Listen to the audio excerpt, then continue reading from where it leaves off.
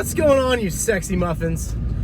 So today I'm glad you're here because I need your help here because I genuinely want to understand this subject matter.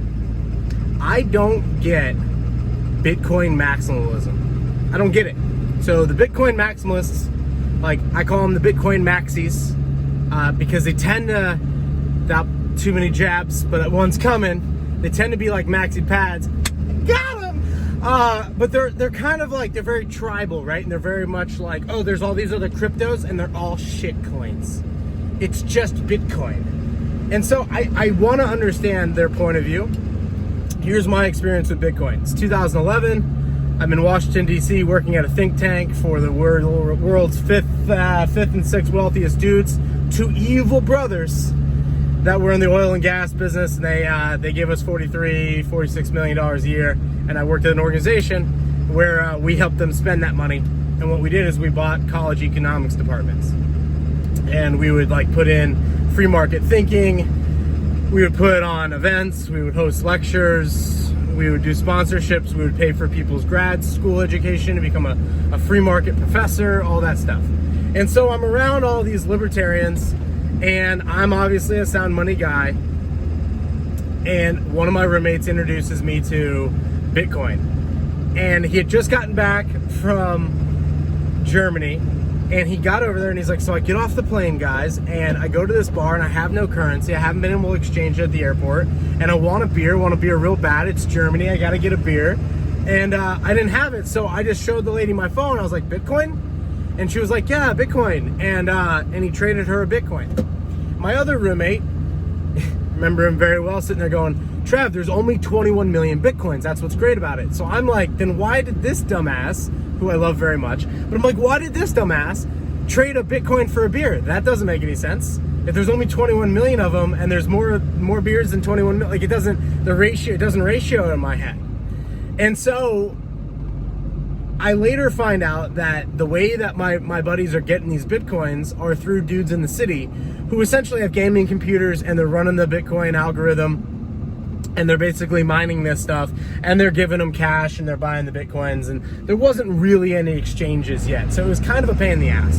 And so at the time, Bitcoin's $3. Earlier in the year, it had been up to like in the 20s, 30s, and then it dropped down to $3, and then later on in August, it goes down to $1. And it's a pain in the ass to buy. Like it's a genuine pain in the ass. So basically my roommates start mining it, and they don't get a ton, but they do okay in 2011. And the Bitcoins start to circulate, and that's how we get them. That's the initial way of getting them. And I'm like, this is cool. This is bridging the electricity to some sort of unit of value to goods and services bridge. This works. I like this. Well, around 14, 15, it gets very difficult to mine a Bitcoin. In fact, like all these ASIC miners start showing up. You can't do it on old Dell anymore. And I'm like, okay, I kind of get what's going on. There's this halvening cycle, thus the price swings.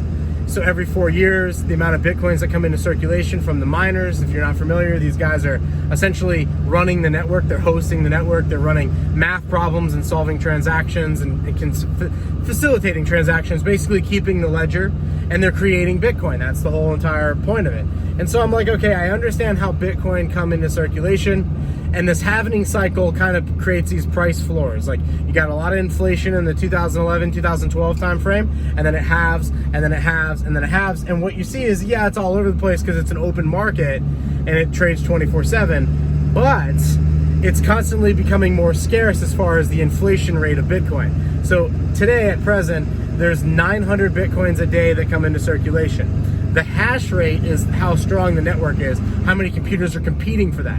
What you kind of want from a network holder's perspective is a larger hash rate, more competition on the network, makes it more secure, and a falling inflation rate. So to me, I get it. So 2 years from now, the inflation rate on Bitcoin will be 450 a day. 6 years from now, it'll be 225 a day, and likewise. And so you could speculate over time that Bitcoin will only become more scarce. And that's the entire point of Bitcoin, is it's a deflationary currency, meaning technology typically makes things cheaper over time. However, our political elites and our banking class literally print currency worthless, but while prices should be falling, there's more currency units in circulation. And so because there's more currency units in circulation, prices seem to rise. They rise just a little bit. Now they're rising a lot, but over, the last 50 years, they've risen at a slow rate. Let's put it that way. They've risen at a slow rate. Bitcoin solves this by going, nope, fixed currency supply. All prices are essentially going to balance and ratio to the Bitcoin. And I get it. I totally get it. Now, my problem with Bitcoin is, and this is what I want to understand, so if you can help me understand, put this in the comments, I don't get the wartime part of Bitcoin. Because let's be real, the banking elites and our political elites and everyone who has a vested interest in the current financial system, the way that it currently works for them, like at some point they're not going to be down with this Bitcoin idea. And so as long as it's a value store, which is what I originally saw it being when my buddy traded a Bitcoin for a beer, I was like, wait a second, there's only 21 million of them. The Bitcoin is worth more than the beer. In fact, the Bitcoin is worth more than the house. The Bitcoin is worth more than a lot of things. And so the Bitcoin maximalists play this out and go, at the end, there's only Bitcoin. And then that's the new world reserve currency. And then we transact in Bitcoin on the daily. We transact in Satoshis at that point on the daily. To that point, I think I get it. Where it's like, guys, hodl this, hold on for dear life, hodl this, and like bring this infant to adulthood, in which case we're holding the Bitcoin, whoever's holding the Bitcoin. Bitcoin becomes a $10 million product, and it essentially trades like pennies, or Satoshis trade like pennies or dimes or dollars at some point in time, which makes total sense to me. Now, the Bitcoin network really only deals with the creation of creating additional Bitcoin. So I get that. Its only purpose really is to facilitate creating Bitcoin.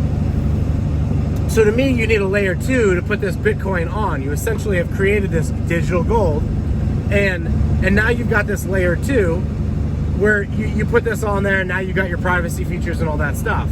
I kind of think that that's what the maximalists are getting at. That's what I'm pulling from, and I might be wrong. Correct me if I'm wrong.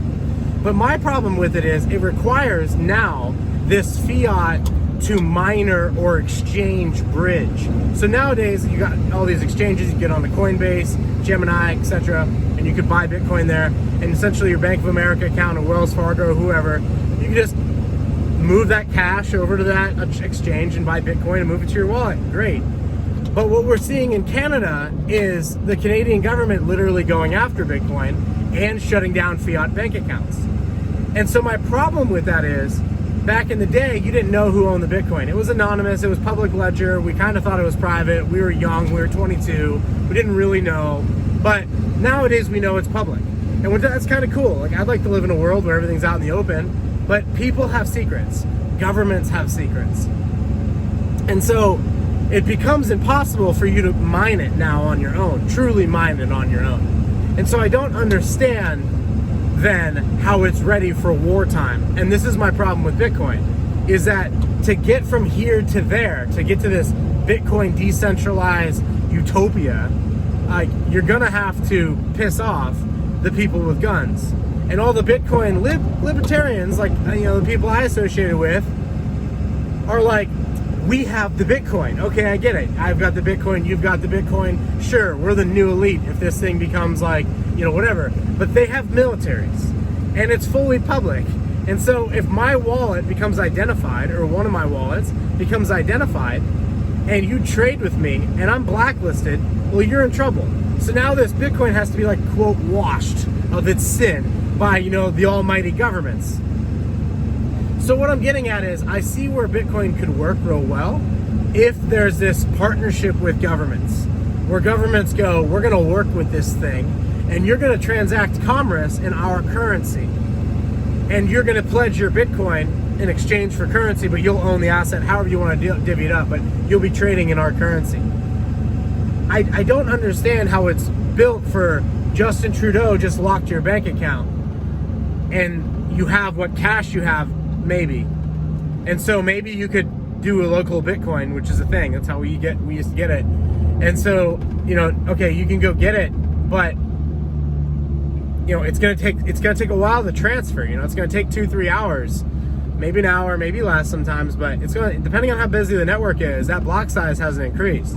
So, you know, back in 2011 it was pretty quick, but now it takes a little bit of time. What I'm getting at is, this is like a drug deal. If it becomes like, you know, not favored, it becomes like, hey, I need you to transfer Bitcoin to me real quick, and we need to initiate the transfer now. And I can't really, like, I don't know if I'm giving someone cash or I'm paying someone something else for it.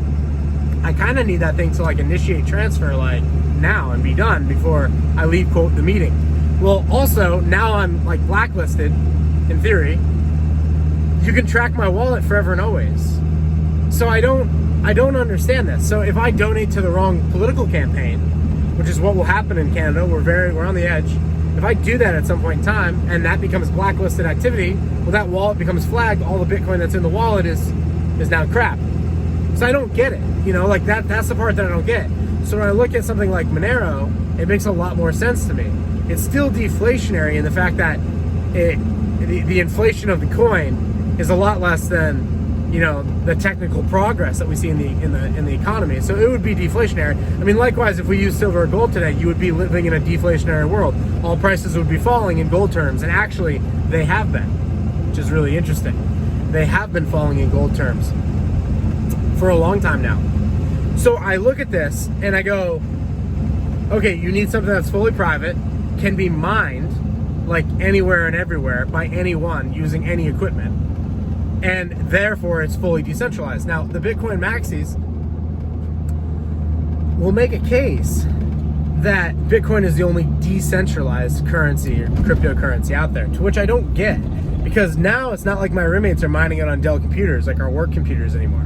Like, it's being mined in warehouses, which if your country's cool with it, awesome, but you've got a big power supply going into that thing. I get it. You know, Max Kaiser is always like, Bitcoin is a 51% tax on global energy supply. Like, okay, that's cool. I can see how that makes it really valuable, kind of through a waste idea, but I can see how it makes it valuable for sure, right? Like, if a Bitcoin today costs 20 grand in electricity to make, well, that's really cool, because one, the goal becomes like, essentially the more scarce Bitcoin becomes, like, it's backed up by electricity. It's essentially a battery, which is what money and currency is. It has a current. So I love the idea.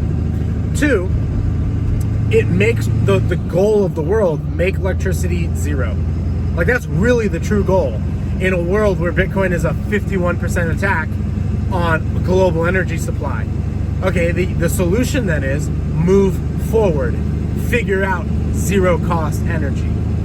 That is a game changer for humanity. So I get it, and I like the idea of becoming a Bitcoin maximalist because it makes it simple.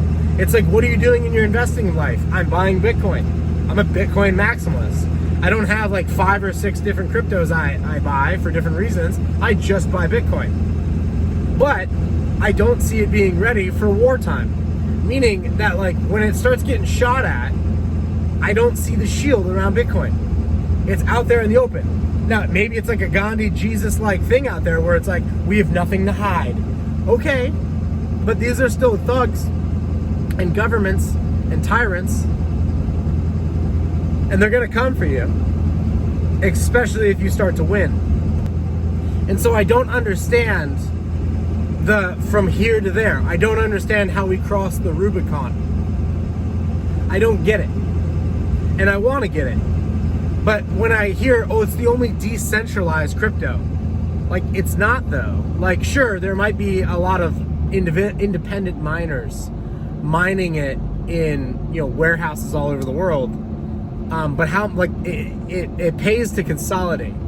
It's just like Fortune 500s. It's hard to compete with. I see the benefit of that. It's like a Walmart or an Amazon. There's only going to be 2 or 3 players in the space. But it's also like a Walmart or an Amazon. To say that Walmart's the only game in town and it kills all the mom and pops, I get it. But to say that Walmart is the only thing that is going to, like, last the test of time, I don't see it, because when something newer like Amazon comes around and it's better, faster, and cheaper, it scales and dwarfs it. So, you know, Bitcoin to me is a Model T. It's the MVP. It was the minimal viable product. It was a thing that worked in 2011. I mean, it totally worked, and I get it. And it was kept alive by my libertarian, free market loving buddies. And I joke with them now. I'm like, guys, like I knew when that Bitcoin was exchanged for that beer. I knew, man. And they're all like, right, Trav, but we kept the network alive. And the whole idea back then was like, dude, it's cool, bro. Use it to buy a beer, get it in circulation, just buy more to replace it. To which I thought, like, okay, I get that, but like the game is just to hold it, like just to buy it and hold it. And maybe that's the point of Bitcoin maximalists, is like, no, you buy it, you hold it. One day, all fiat currencies just dissipate. I don't know what the vision there is. Do you think the governments and the guns and stuff just go away? And then, like, how do you whole roll your Bitcoin, like, throughout that process? So that's why I look at something like Monero and I'm like, I see literally like my buddies, those buddies, mining Monero. I see my neighbor mining Monero. I see dudes trickling into my DMs to ask about it. I see buddies I haven't talked to in 2 or 3 years that I grew up with, as kids riding bikes in the neighborhood, call me about it. Hey, Trav, do you know about Monero? And I'm like, yeah, bro. It's super decentralized. Everybody's mining this thing like, on laptops. It's like Bitcoin in 2011 to me. Well, it's not on the exchanges. The price can't pump. Good. That's the point. Like, the point is, it's supposed to be, a quote, a 51% attack on global energy supply. It's supposed to be the highest use case of energy. Like, that makes sense to me, but it has to be private. It has to be fast.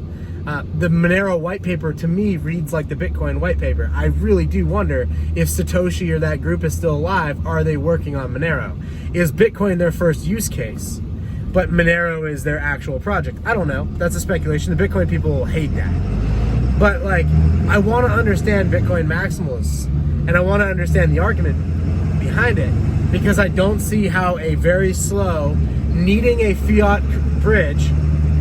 You need a bank account to get it. You need a crypto exchange to get it. You can't just really mine this on your own. Not without hundreds of thousands of dollars of equipment these days. And I mean, like, literally. Because your best thing is like, okay, I could buy a small ASIC, great, couple $100, but you're probably better off just to buy the Bitcoin if you can. And why those bridges exist, great.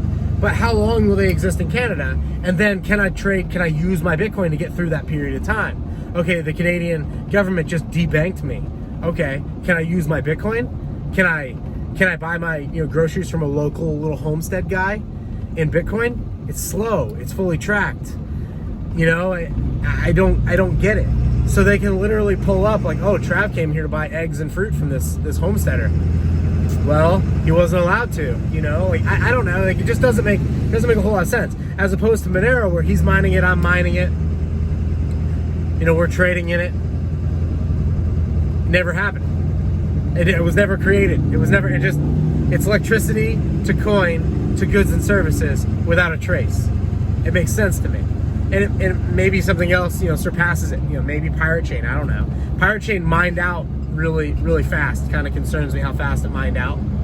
Kind of feels scammy. I'm not against it. I have some. Probably add to my position. But like, it's a fixed rate currency. Okay, cool. Monero's not. It has tail emissions to it, but it's not until like 2035 that Monero and Bitcoin have the same exact supply, and then after that it's like minuscule compared to like the entire network.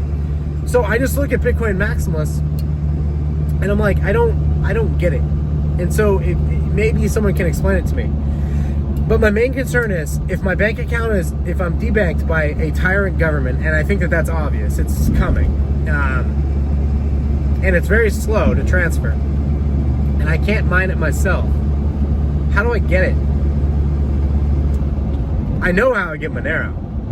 I don't know how I get my hands on Bitcoin. If you know, I want to know.